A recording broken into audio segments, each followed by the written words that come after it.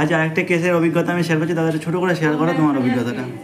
দাদা আমি কী সমস্যা ছিল আগে সেটা বলো। আমার গাছ থেকে পড়ে গিয়ে আমার মাথায় লেগেছিল, ঠিক আছে। লাগার পরে আমি শুলে উঠতে পারতাম না, বসলে পারে উঠতে পারতাম না, ঠিক আছে। খেতে গেলে অসুবিধা হতো। তো চিকিৎসা কী হয়েছিল এই জন্য? চিকিৎসা আমি শান্তিপুর হসপিটালে দেখিয়েছি। প্রায় 5,000 টাকার মতো আমার খরচা হয়ে গেছে, রিপোর্ট দিয়ে সব কিছু দিয়ে, তো ঠিক হয়নি। এক্সরে অনেক হয়েছে? হ্যাঁ, অনেক কিছুই করেছি, কিছুতেই কিছু হয়নি আমার, ঠিক আছে।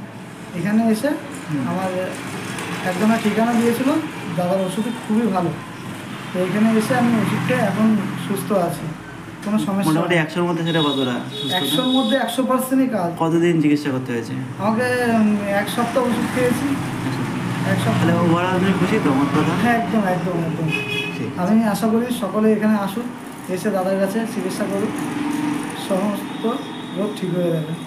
আমি খুশি। এটা শেয়ার করতে পারি তো? হ্যাঁ, একদম।